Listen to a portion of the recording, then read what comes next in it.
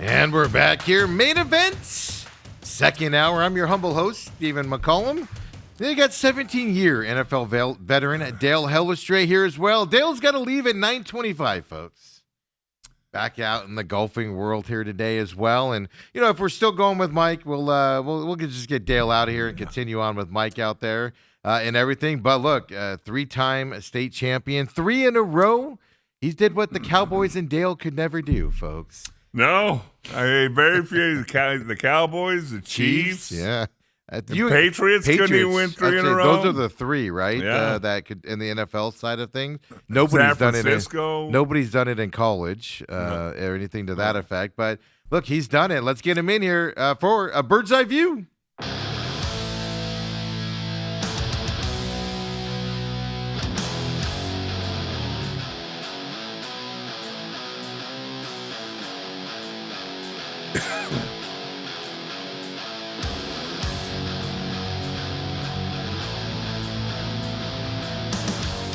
And there he is. Stash is off. Robert's going to be upset. Fear the stash. Gone. It needed to go. Started the hashtag Fear the Stash out there. Before we get into anything, and I ask you how you're doing, I have to ask this important question. Okay. Last year, you got a king version of yourself as a poster. You hung it up over your toilet. What'd you get this year? No. What do you have this year? Nothing. Just exhaustion.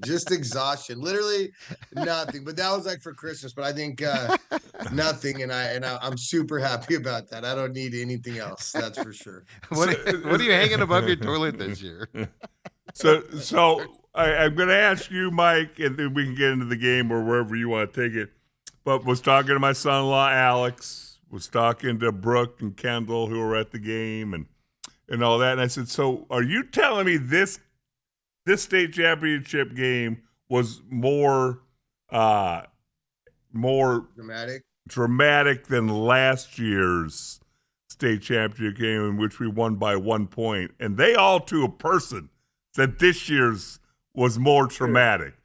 Is that how you feel? Or is it just, after 3 years, it's like, my goodness, I'm just relieved? I'd like relieved, yes. I'm to the point where it's like I still don't even know how to celebrate or do whatever. But I think that's a great question. Last year's was crazy, the double pass. And then we had to play defense for a minute. But having 4th and 4 with like 21 seconds left, and if they score, they win.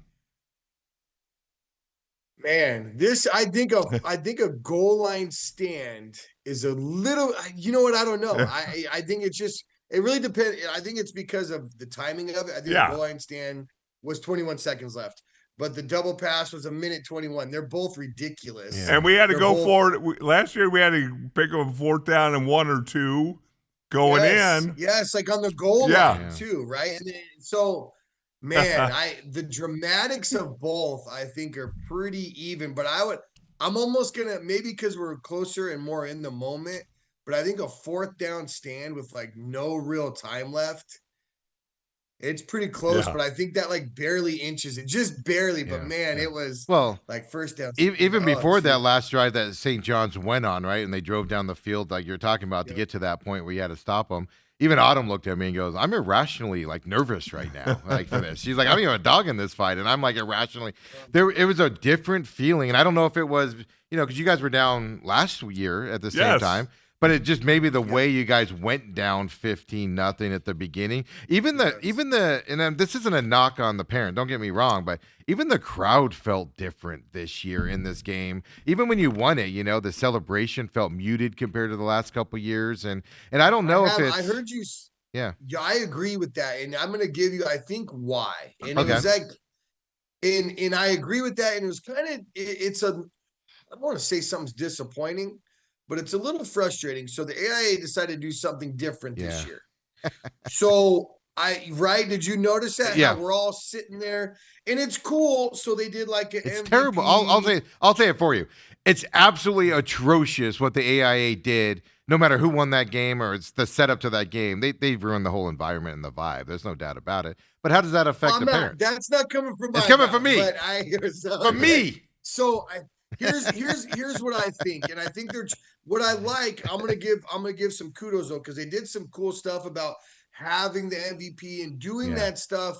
I think you need to let the team celebrate with the trophy first, and then take those MVPs and all that stuff and do it a little bit separate, maybe a minute or two later, instead of having all the parents waiting for their kids that they've been there it was ridiculous. and like, waiting to give the trophy. Like, I'm not upset about it, but I think they're trying new stuff, and it's always going to be ironed out. But I think you need to give the team the trophy.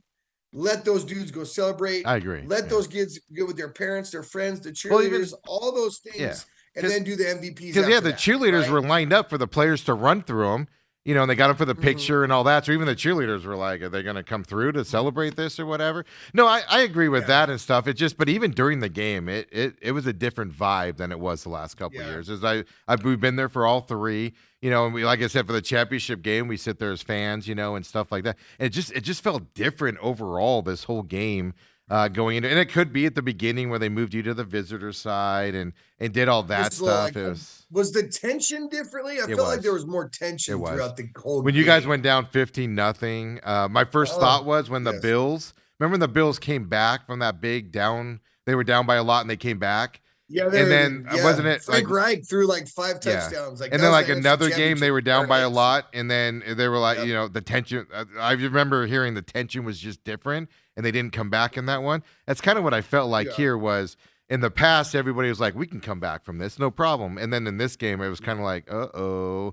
Well, it doesn't hurt that they had one play on offense in the first quarter, and it was a 65-yard touchdown play. And you were down 15-0. Well, 2 mistakes. Sorry, go ahead, Dale. No, what I was going to say, because obviously I was not there, but the thing is, and you're starting to get a little feel of this, the fact that when you start winning championships, you win one, but that's going to be the best one ever. It's like your first kiss. Yeah. It's like that was, and then you come back for the second one. It's like, oh, that's kind of relief.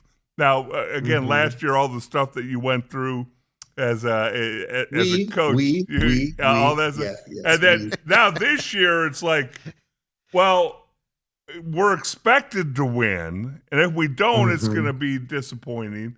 And some of the passion from the fans, that's a good way of putting it, gets taken away because, like, well, no, if you don't win by 3 touchdowns, then well, what are we doing out here wasting our time? Yeah, and I feel like this was, and I don't know, maybe because we're in the moment, it felt like the hardest year.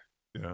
I don't know why. It felt like the hardest year, and I think you're right. It was all due to pressure. Yeah. And, like, if you don't win, you're supposed to win. And honestly, dude, looking at the teams that we beat, we weren't supposed to do anything at all. Like Santan, Wilcox, St. John's, like, man, at any given night, either team can win those games. So we're not handed anything, but it did feel like it. Yes, right? Like, you're almost like you're expected to go win this thing. You're expected to be like this number 1 seed or whatever. We're not even the 1 seed, but like you're expected to win, but you don't realize that was a miserable but awesome playoffs. Yeah. Like, that was a grind.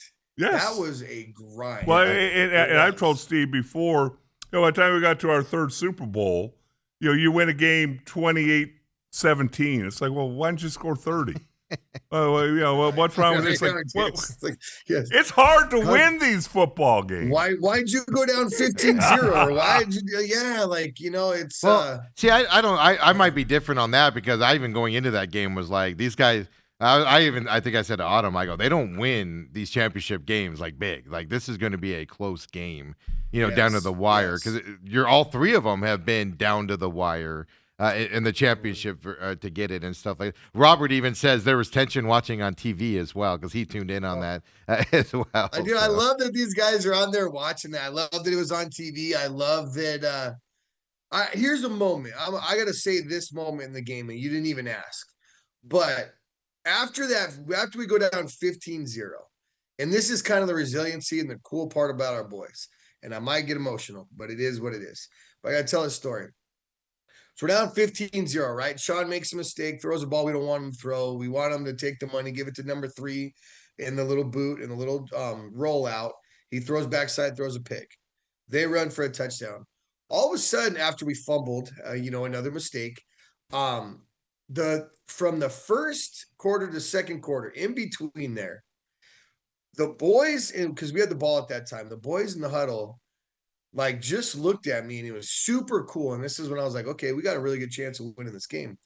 They're like, Coach, I'm having so much fun. Caleb Murphy looked me in the eyes, was like, holy wow, I am having fun. And then Cade McKee's like, dude, Coach, this is fun. Sean, like, was lit up with this big smile. He's like, man, I'm having fun. And I'm like, dude, we're down 15-0 right now. You said I'm not having any fun.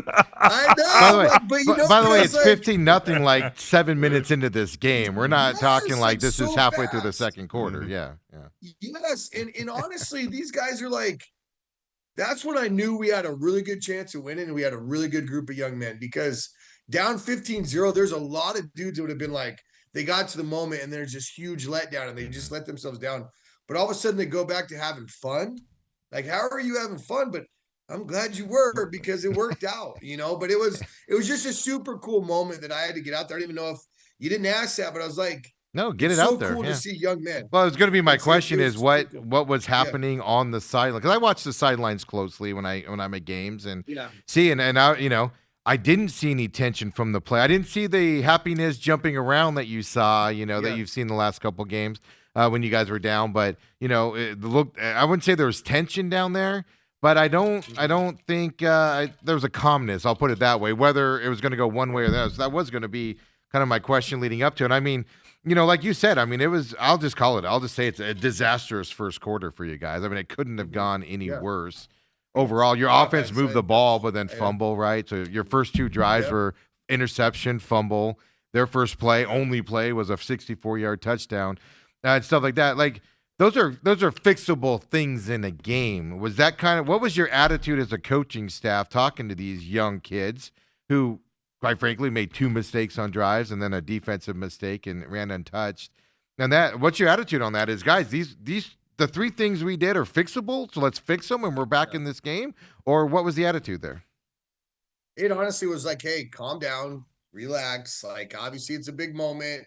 Take the momentum back, because we talk about it being a game with such momentum, right? So we gave them momentum, and then we gave them more momentum.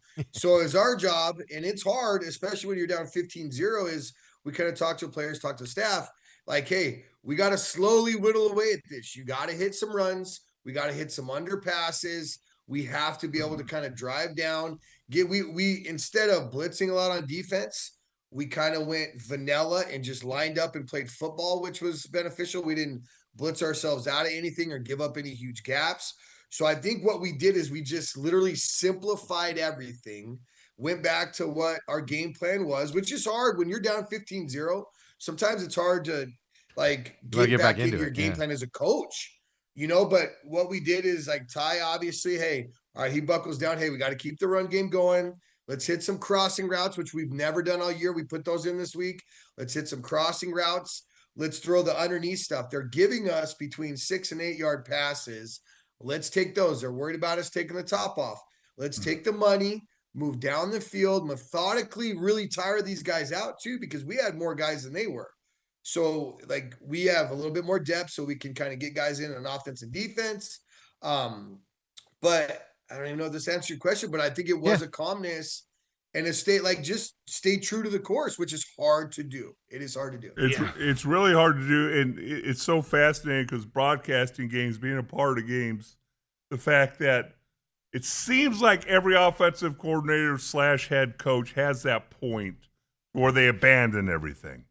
Is it 15 points? Is it 21 points? Mm-hmm. What is that to where you just throw all caution to the wind?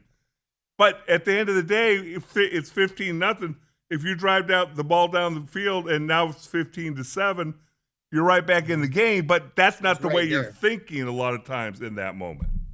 You can't score 2 touchdowns at once, but you get in that mind frame of, like, I got to score now. So it is hard, and I think. And this is where I'll go back to that ALA game. That is exactly where we learned, okay, dude, we can't chase points. Not everything's a home run.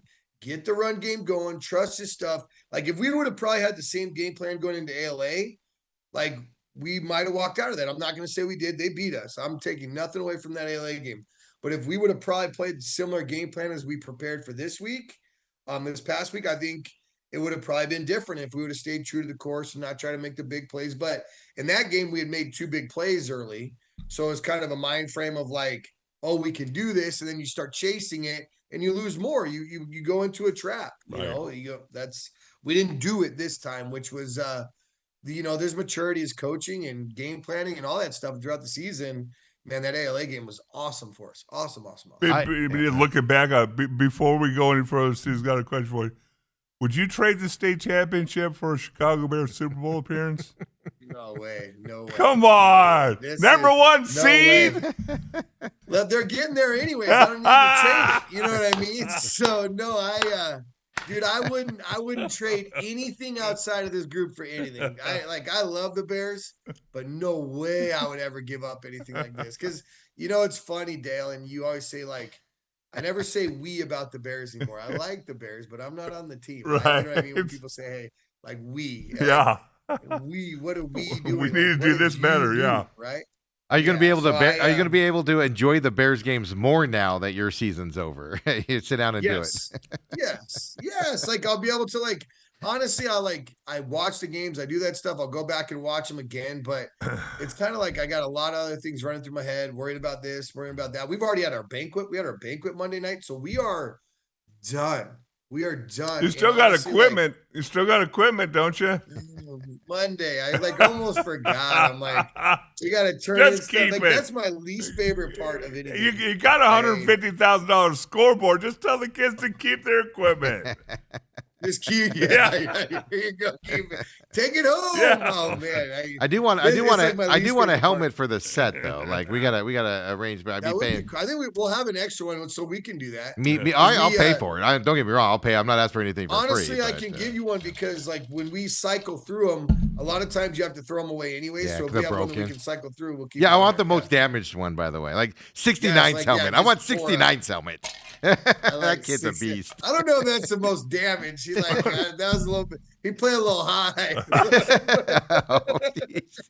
Maybe Abe. Sorry. Maybe Abe. I look at that. I give him credit, and you're knocking him down. That's a coach's move right there, Dale. Hey, listen, he's a senior. I love him. Yeah. And, he's so much fun to watch. Even Autumn was like, he's so much fun to watch him run into the game and line up and play. And we saw him after. Tear his shirt off. Yeah. So that's the funny thing. So after he leaves the field and goes and sees his family or whatever, and he comes back to go back on, he doesn't have his jersey on. He's got his undershirt on, and it's like this sleeveless thing that just looks like he ripped the sleeves off. And I was just like, that's the man right there. That's just a defensive lineman.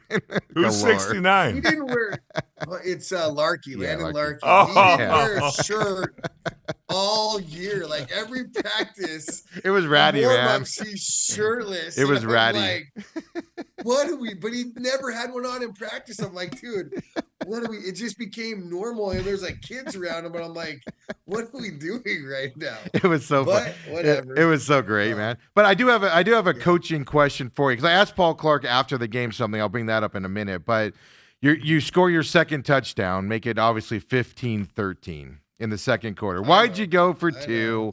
Give us a thought process on that. I honestly here's my thought process.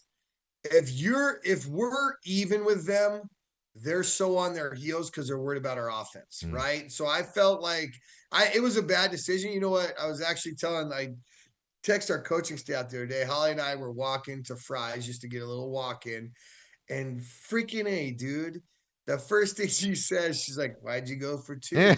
Why'd you go for? You should have never gone for 2. Like, I don't understand why you went for 2." And I'm like, dude, I don't need it from the person I'm just trying to walk the Fries with. Like, God, she might have heard me in the stands. I go, listen, too early to chase points. Too early to chase points. I know. I kind of pride myself on being a little bit more conservative, and I wasn't conservative right there. That's why I did take a timeout to decide. I told Ty, I don't necessarily like the play call. I think it would have been okay with it if we would have done a little bit something else. I don't like that we spread out because they blitzed and we didn't have as much room. And I told him, listen, he called a phenomenal game. So I'm just talking about the 1-2 point play. I probably should have kicked it 15, 14, especially later on. That's what Holly reminded me of. She's like, it was, Yes. you're only 6 points over. I'm like, I know, dude. Like, I got it that's now. the point. Yes. Yeah. Yeah. So I wholeheartedly think, it was in the moment I thought I was making the right decision by trying to tie it up and putting pressure on them, but obviously it didn't work. By the way, your wife texted me all that stuff that I have to ask. I guarantee she did. She's like, hey, ask this idiot about this. Why do you go for 2? Yeah, as just a fan of football, and I watch a lot of football, and I'm always asking those questions. So I get to ask you now what the thought, because I think you guys scoring that second touchdown, kicking that extra point. Yeah, you're down by 1 technically still, right? But I mean, you had already put the pressure on them. Tying the game wasn't going to put extra pressure on them. I thought it was like, hey, it's a state championship game. I want the points. Let's do it. Obviously, it didn't work out that well. Yep. The other thing I got for you is end of the game. If you got people don't know, you guys scored. You kicked off to them. They drove down the field. I'm going to say easy. It might not be a right category, but they were hitting some big plays there. Down the side, I talked to Paul Clark, your defensive coordinator, afterwards, and I asked him, which I generally don't ask in public or publicize this, but I liked his answer, and I feel like it needs to get out there for football fans.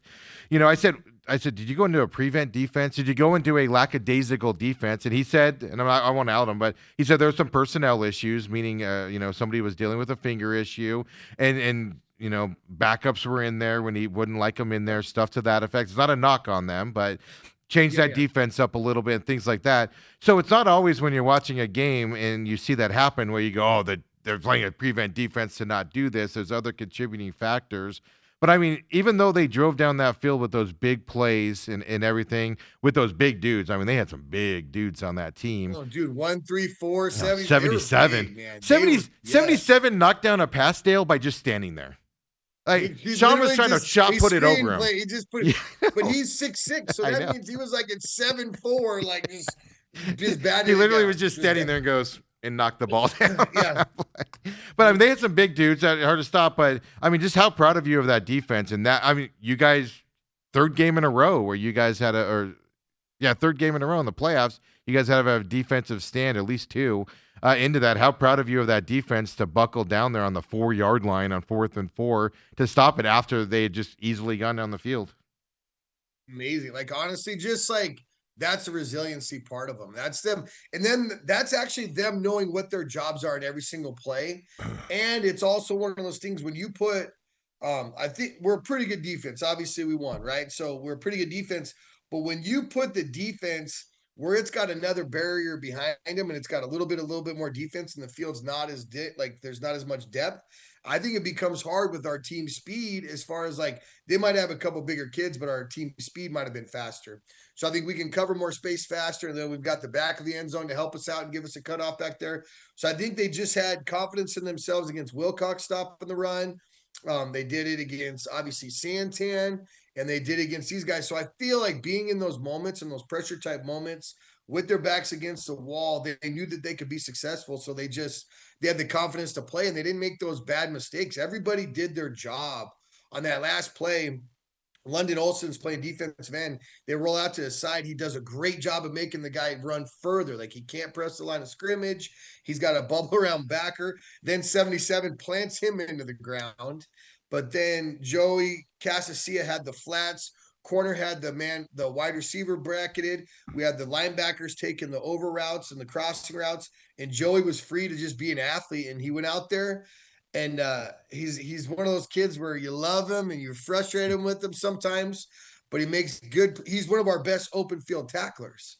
You get him out in space, he grabs that kid, literally just throws him down. No technique in the tackle, just grabs him, throws him down. They're just with their backs against the wall, they're super smart kids. And Joey is I think he's a 4.4 kid. You would never know it, right, Dale? You would never know it. I love him to death, but you never know he's a 4.4 kid. But and that's not and that's not a 40 time. That's a GPA. No, that's literally GPA. It's he just buckled down, and they're smart kids. They listen to coaching, do their jobs, and they're athletic enough and smart enough to finish plays. And it was fun to watch. Man, it's 3 straight games of defensive stops at the end of a game to win. I mean, it's amazing. Dale's got to take off, so can you stick around for after the break, and you and I'll keep going? Absolutely. Dale, what you got last? Before I leave, give me who your award winners were At the banquet, offense, defense, Christian character, and most valuable. Okay, so offense was Everett Salazar. Defense was Martin Perez. The coaches award was Sammy Watkins, the center.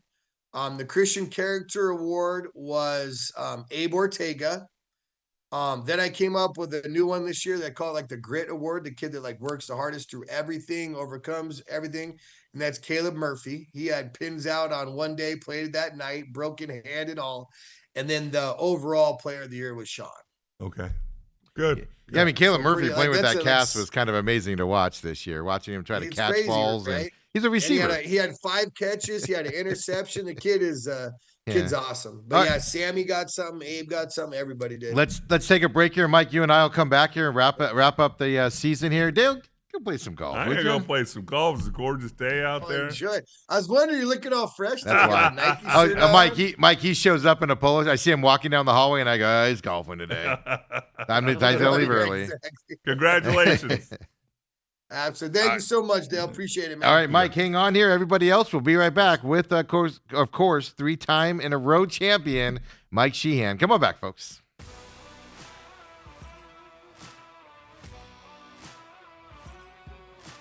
And we're back here, main event with 3-time champion Mike Sheahan here, head coach of Scottsdale Christian Academy out there as well. I jokingly said after you won it and you did your little, celebration to the crowd, like 3. I went, oh, he's going to be insufferable. Oh, I'm not though. I'm not. It was a joke, obviously. I was kidding around, but yeah, just going back to the end of it, just the way they handle it. Then the way the parents have to wait for the kids, and then the 3A kids are walking through. They're as big as I am. I'm staring up at those guys walking by me, and I'm just like, these are 3A kids here? I'm 6'2", and I'm looking up to them. Double R enrollment. Most of the 3A schools are all double R enrollment.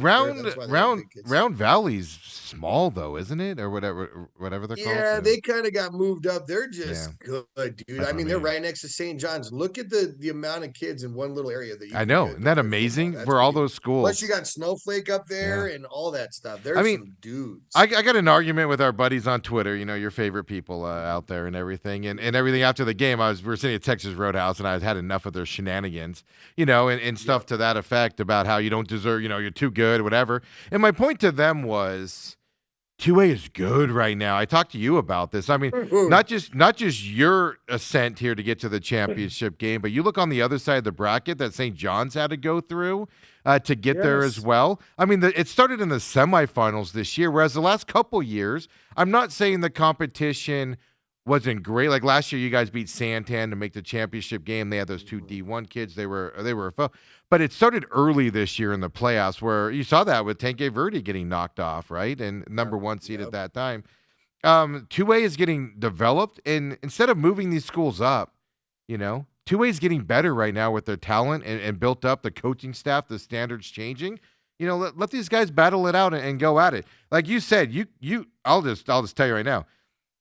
I mean, you made it through these games this year, right? You made it through some of the games last year. That eventually is going to end in Santan, who's going to be a good team next year. St. John's was a formidable foe. Wilcox has those kids back, yes. It's not like you're going through and they're acting like, everybody acts like and I guess it's the byproduct of winning. Everybody's acting like, oh, Santan won 3 in a row. They did it easily. They need to be 3A and learn to play some competition. You have competition. You were in some battles here. I'll give Santan and Wilcox and St. John's all the credit in the world. They could have won those games, and stuff to that effect. And I just don't get that attitude. And I don't know if you have any thoughts on, is it just a byproduct of winning, or because I know you're seeing 2A getting tougher. So listen, like what if we had won before these last 3 years? Yeah. Like, it's not like we've been some juggernaut that's been absolutely rolling everybody for the last 10 years. I think it's just one of those things is with success brings criticism, and with criticism comes dumb opinions, right? You know what I mean? It's just one of those things. I was going around and round about them. Yeah. Yeah, we're going to be up in 3A eventually, and it's when the numbers say so. They go off years past, and honestly, it's not like this program, and I love where it's at right now. but it's not like it was this juggernaut that everybody was worried about playing SCA even 4 or 5 years ago. Like nobody's. I mean, Pima beat SCA the year before I got there, like 54-6. Yeah. Oh, Morency. In I a mean, regular famously, Dale talks about that in that Morency semifinal 70, game. like, and these are great young men. I think we just need to open some stuff. All we've done is grown a program that had an opportunity into something that it can become. And people don't necessarily like that. And they don't like when people win. And they just got to deal with it, right? They have to deal with it. We're doing it the right way. We have great young men, great coaches, great administration. They're going to have opinions just to have opinions. And honestly, football this year, man, you're right. Like, think about the teams that were in 2A this year that were playing those final 8. ALA, nasty, smoked us, right? You got Veritas, you got Tank Verde, you got St. John's, Wilcox, Santan, like all these teams on any given, you roll that tournament, you shake that tournament and roll it out again. Absolutely. There's a good chance we're not winning. There was so many like good teams in that tournament. We had to battle our way through it. And it's not like people have these opinions. And if we're beating everybody to 60-7 in the playoffs, please have that opinion. I would actually be on board with that. I'd be like, all right, you guys are at a level you don't need to be at. Like, man, I agree. What are we doing here? But I know my kids. I know the rosters of other schools. I know the talent across the entire division. There's tons of talent, right? There's players that are better in this thing than we have than on our team, right? So it's not like we have like all these best players. We've got really good players, so we've got all the talent needed to win, obviously. But man, it was a juggernaut. But people that say that they want to have opinions. They want to throw it out there. Everybody's got them, right? No, just curious on your perspective on that, because like I said, I'm actually looking forward to seeing next year's battling it out, right? Santan has a lot of young sophomores on that team. Yeah. I saw the size of those guys and the speed of those guys. They're just going to get better, right? Wilcox, I don't remember specifically on them. I know they had some young kids there, right? And the rural schools probably take a little bit longer to rebuild when they get senior, but you got a lot of seniors on this team, right? And Robert, and I was going to ask this question, but Robert wants to know, I know some of the kids have offers and stuff, and it's a little different at 2A than it is at 6A level. Now, like today's, NCAA, day to pick your school. Day. Exactly. So, do you know of any of your kids that are moving on, if they know where they're going to? How many kids are being looked at? They haven't really that's a great question. And this is actually something I'm extremely proud of. Our kids live in the moment and they like to get the offers and they like the recognition. But you know what? Once they get it, they don't talk about it. They'll decide later on. They've got another chance to kind of sign in a later period. But I think they were so bought into the team atmosphere and being part of the program that they haven't even really had a chance to explore. Now they'll go check out the campuses. Now they'll do those things and they'll kind of sign probably a little bit later in the process, a little bit the later date. I think there's a January something. If they decide to play, I think one of the biggest compliments that Caleb Randall said last year, Pipsqueak, right? Mm-hmm. Like he had an opportunity to go play college football. In college football, going to play is an amazing thing. Getting the opportunity is an amazing thing. But it is probably one of the biggest, hardest, longest, most difficult things you'll ever do in your life. And these kids, when they start to understand that and they learn that, they have to really question it. But Caleb said, and I think we talked about it on the show, the most adult thing he's ever said, because there's not tons, because I love him, but it's Caleb. He, you know what he told me? He came up to me and he's like, hey, everybody wants me to play football. His parents want to play football, all those things. And like, obviously I wanted to play football because I thought he was so talented. But he said, Coach, he goes, I don't know if I could ever top this year. I don't know if I could ever do anything that's so special. I don't know if it could ever finish the way like this it is. And I feel like these kids, we talk about championships and we talk about experiences. And I feel like the experience you can get at playing football at SCA is more important than holding up a trophy. It's about playing with your brothers. It's about doing the things. It's about learning to play the game the right way. Listen to your coaches, grow to be men. I'm on a little tangent right now. Sorry. No, Steve. Keep going. But I just think it's so special that they have the opportunities, but they're so in the moment right now, and they're celebrating their teammates and what they've accomplished and staying in the moment. So I think they'll get to those points, and it'll be cool to see what they decide, and I'll help them in any way I can, as I always do. But I think they're so in the moment right now, they don't even care about that stuff. And as a coach, that's a huge blessing to get so many young men that most people, all they care about, their Instagram likes, their Twitter likes, who their offers are from. Yes.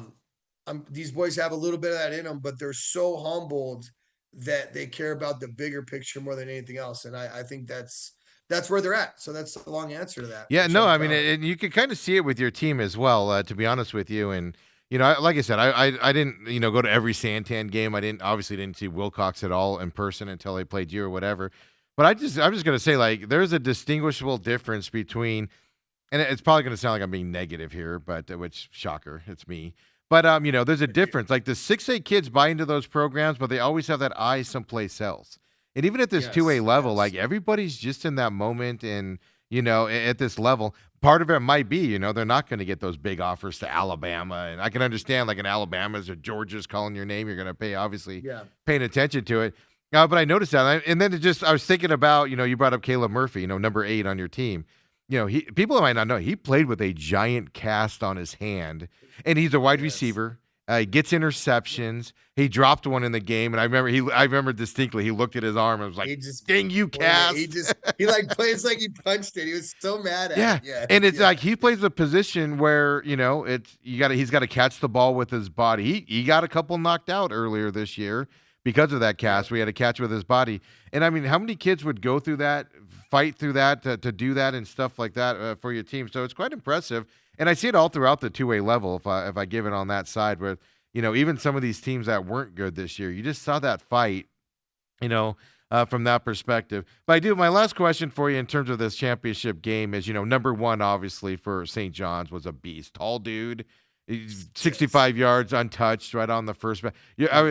I kind of giggle when I think about watching him run and your guys trying to catch him is just like every parody on the planet, this 6'5" guy, and your guys like behind him, like arms just flailing, trying to catch him. It's just that. But you got him, you got to worry about 77 on that offensive and defensive line. I don't know how tall you said he was, but I was like, that guy's taller than I am out there. 6'6". He's huge. And he's a force to deal with out there. Yep. Going into games like that with just a size disadvantage, and he ran into that with Pima last year with their 2 studs that they had on their team. Is there fear when you're dealing with 15, 16, 17-year-old kids? I'm going to use the word fear. That's probably not a word. But how do you get these kids in the mindset to go up against that size of people, knowing that they're just going to have to hit them? They're going to have to be the guys to stop them, whether it be blocking or the running back on that side. Take us into the mindset of a 16, 17-year-old kid and dealing with that size difference. Well, honestly, I'll tell you what we do, and I don't know if it works. So as coaches, we don't talk about them. We don't build them up. Okay. Right. Even if the kid, like if number 1, we know. But Mike, you notice them. That's the problem. If you're watching film, you notice them. But I think if you hear from the coaches and be like, hey, that number 1, he's a dude and he's going to come do this, or he can do this, and here's his stats and here's all this stuff. I think you create a certain I hate to say this because the kids love this word, like an aura about that individual. If you can just talk about their team in general, take away their big players, and don't create any fear of playing that guy. I think maybe that's what we tried. Yeah. Obviously we'll say, hey, this kid's pretty good. 77's a big kid. 77's a good football player. But going into it, be like, hey, this is what he doesn't do well. We don't say what he does well. Yeah, exactly. Because there's a lot. We're not like, hey, this is what this dude does well. And if he does it to you, you're in big trouble. Well, that's the truth. But we're not going to go into a meeting saying that. We're going to be like, hey, we're going to take advantage. Oh, excuse me. We're going to take advantage and be like, hey, this is what he doesn't necessarily do well. So let's try to exploit that, but we're not going to talk about what he does and try to put them in a bad spot. Because I mean, I'm 48 years old, and I'll go out there right now and block a big guy and see what I can do. But looking back at 16, 17, it's like, all right, that could be, that could be a little bit intimidating if you're watching the film and seeing him just dominate kids and stuff. I'll put it this way for people that don't know what we're talking about. If you watch the Cardinals-Buccaneers game, that one play where Paris Johnson is a lineman, swallowed up the defensive back of the Tampa Bay like, and just swallowed the guy up, and the guy just went down. 77 was that big for the most part against most of your kids out there, and tons of talent. I mean, it shocks me that St. John's gets a kid that size and and get him to play and get him out there. It's fantastic to watch him do that stuff. Well, so let's say this. I'm gonna. That's a great segue to something that I want to get off my chest too. Everybody talks about rural and private and school, and we should be moving up, right? When you're in a rural school, you got nowhere to go. You can get an absolute dude. You could get an MLB type player, an NFL type player, anything like that. They're going nowhere else other than that school of the town that they're in. Number 1, number 3, number 4, number 77, number 10, all those kids are dudes on St. John's. Yeah, they were, When you got a school in the middle of Scottsdale, when you're surrounded by Pinnacle, Saguaro, Chaparral, Desert Mountain, down the NDP, literally a stone's throw away, right? So everybody always talks about like we don't do any recruiting. I remember an idiot. They still claim you're recruiting. Yeah, how many transfers we have? Yeah. Look it up, dude. Sean Helgeson went to middle. He was in kindergarten at SCA. Yeah. You know what I mean? Like Caleb Murphy, he was in kindergarten at SCA. Dom Dickerson, kindergarten. Kyle Olofsson, kindergarten. Like that's what it is. But like we're just doing a good job of keeping our kids at the school instead of going to the other schools anymore. That's maybe the difference now. But it's not like these kids are coming in. We're just winning creates an attitude that people want to be around, and we're keeping the kids at the school instead of going to the Brophies, the Notre Dames, the Pinnacles, the somewhere. Like they all have those opportunities. We still lose a lot of kids to that. If our middle school team stayed intact all the time, we would be nasty, but they go everywhere else. And that's what I'm saying between the rurals and the privates. That's the difference between us and them that nobody ever comes into account. Like our kids leave. Well, I don't think people. I mean, I was looking separately. I was looking at your admission standards and the cost to go to your school. Like, you guys don't give football scholarships like Brophy can do. None, and stuff dude. like that. You know, I wish there was some kind of deal that I could be like, "Hey, this kid really needs some help." There's not. They're literally, and it's purposeful. It is purposeful. There is not that opportunity. There's not that opportunity. It's not like they're like, "Oh, this kid plays football. Let's scholarship him." Man, there's none of that. And that's what's beautiful about it. Like, I feel like we try to do everything the right way. And if you can be successful that way, it's pretty cool. Yeah, no, absolutely. It's it's kind of like when Stanford, right, sticks their head up every once in a while. And, it's like, they're doing it with athletes that go there for that specific reason and stuff. But hey, man, I don't know what else to say to you other than what are you going to do for the repeat, man? How disappointing are you going to be next year? You're not getting that four-peat.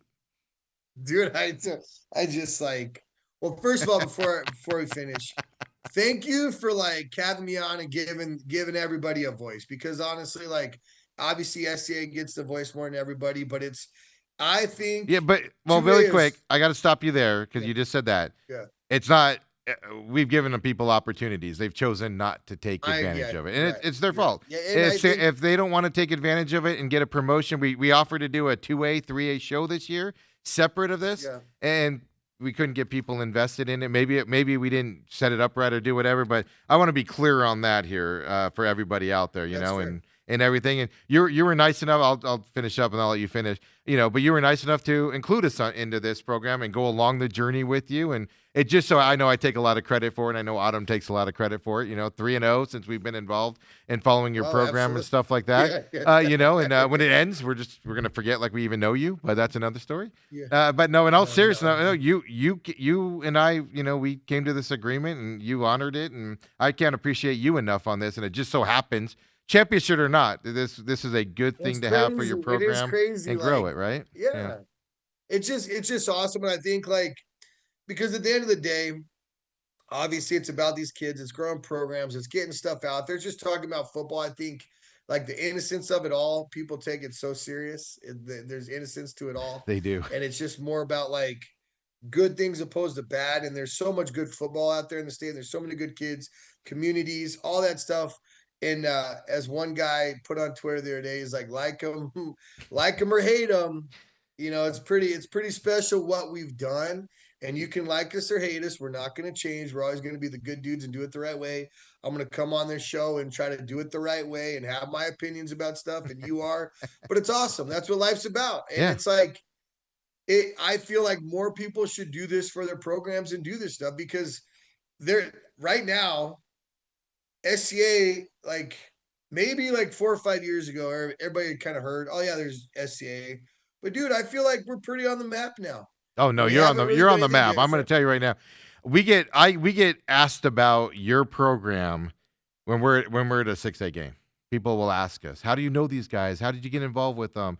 Stuff to that effect. Like you're out there. You are out there, and you know what I'm talking about. Dude, which is crazy, because like the dang thing on the Twitter a couple weeks ago and all that was Richard. Stuff, yeah, Richard threw you under the bus. Dude, on I'm so happy where I'm at. I'm so blessed. I love this place. There's nowhere I'd rather be. And I think when someone loves a place as much and loves the boys and loves all those things, it's like it's second nature and it's easy. And winning is a byproduct. Like, I'm not trying to. Half the time, it's not even about football. It's about growing some men. And if you can do it the right way, you can be successful, and it's cool. So thanks for like promoting our story and hearing about our boys and getting our boys' names out there. It's awesome, man. It's been our pleasure. I know Dale, has a relationship with you guys in SCA for a long time and stuff. But as the outsider in this process, man, I'm glad you chose to do this as well, because I mean, it's you. I'm going to say you guys do it differently than what I've seen other places, which is a good story to put out there. So I'm glad it's just worked out that way, because a lot of times when you do this, you get people where you're just like, you're a bad dude, man, doing this, and you're in it for yourself, kind of like the Lane Kiffin type of situations. So when you get that side of it, and, I don't know what the difference is, but, I see it on the 6A level where it's just like, man, that AD is making it about himself and his legacy to move on. And it's just a terrible thing when you get to this high school level. So, and all that. But no, man, I appreciate it. Like I said, it's a two-way street here and with you. And, looking forward to next year. I mean, we'll just call it right now because you big time me in the off season. We're back. And I didn't big time you after the game. I was exhausted. No, seriously. This is how it went down. This is why the AIA is stupid in this scenario. Yeah. So every parent just forever we're out there. Yeah, but and that's fine. Go celebrate, whatever. But every parent wants to see their kid. They just want a championship. And everybody's just standing next to the gate, just standing there watching the trophies and everything. Dude, it's about family. It's about celebrating the win. Yeah, your teammates and the trophy and all that. It was too long. Then the other team starts coming in. Then when the players and the coaching staff starts coming through, everybody bottles up to talk to each other. It's not a good system and I know they don't want people on the field because it'll be hard to think, but it was mingling as opposed to celebrating. Yeah. Right? Yeah. It was like almost like mingling. I actually looked at Autumn and go, let's just get out of here. This is taking too long. Yeah. As we started to leave, that's when I ran into Ty and then Paul and then you came by and because I was like, let's just get out of here. We'll talk to them all later or whatever. And then that's when you guys showed up and everybody started running into me. But yeah, it's just that whole setup. They got to figure because it's. Even St. John's, I was watching their sideline while we were waiting, right? Like even your dad comes over and your mom, your lovely mom, I love her to death. I'm having them over for dinner, by the way, at some point, just so don't be upset when I do it. But, your mom came over, she saw me, and came over and was talking to her. Then your dad came out.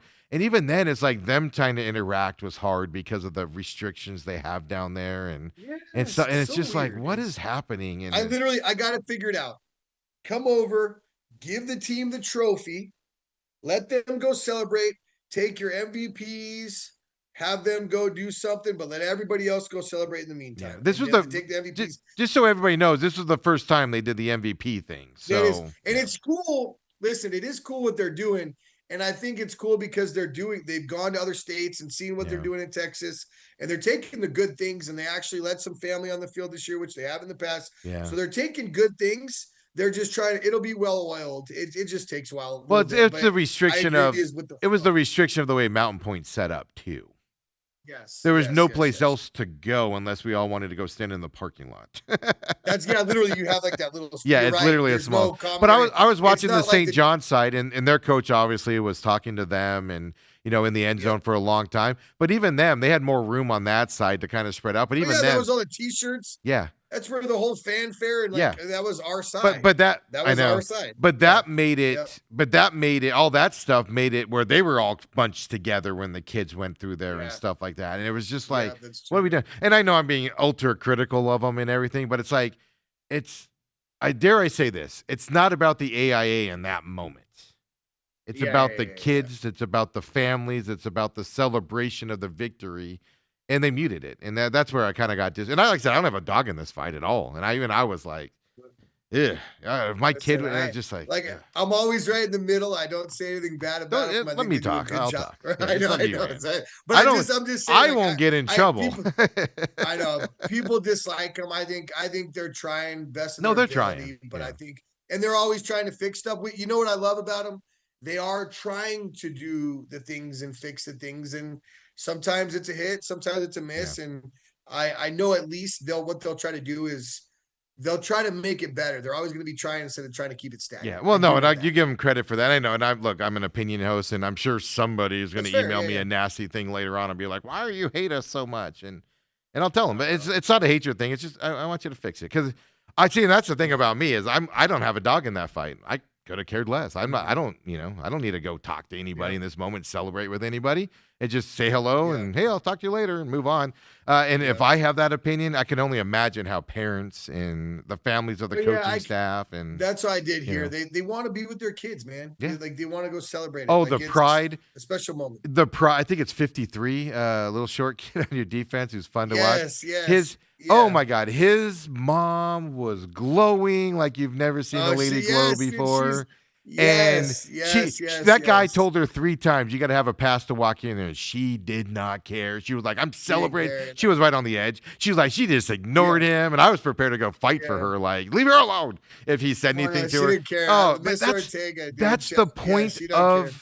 the point of that moment.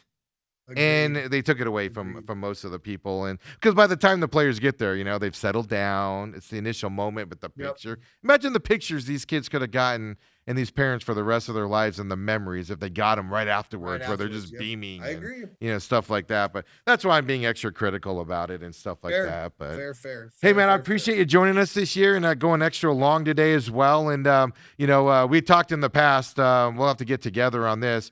We should do a separate thing with Ty and, of course, Paul Clark. When he gets done with this hunting thing. Yes. Let's get those guys in here in the off season and just talk about the season, their philosophies and stuff like that. So we'll work on that. And last show for the year now, you've already committed to coming back next year and stuff to that effect. And, but come in during the off season. I know you're busy with work and stuff, but come in, every couple months and just talk sports with me and Dale and have some fun with us, man. Let's just talk regular sports. Why don't we get a section for the Bears playoff run? That's what we'll do, right? So you'll be our Bears contributor. How about that?